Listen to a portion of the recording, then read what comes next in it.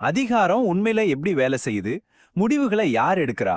மக்களோட ஆட்சின்னு நாம சொன்னாலும் நிஜமான பவர் யார் கையில இருக்கு? இத பத்தி அரசியல் அறிஞர்கள் சொல்ற சில முக்கியமான தியரிகளை பார்க்கலாம்.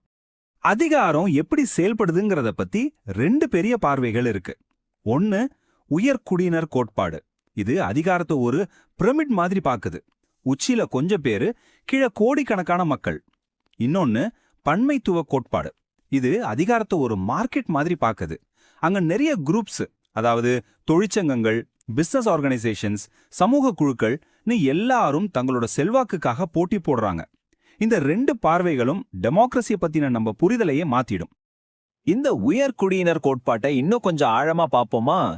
இது என்ன சொல்லுதுன்னா, டெமோக்ரஸினா உண்மையில மக்களோட ஆட்சி கிடையாதான். அதுக்கு பதிலா பவர்ஃபுல்லான எலீட் குரூப்ஸ் மக்களோட ஓட்டை வாங்குறதுக்காக தங்களுக்குள்ள போட்டி போடுற ஒரு களம் மட்டும்தான். யார் ஜெயிக்கிறாங்களோ அவங்க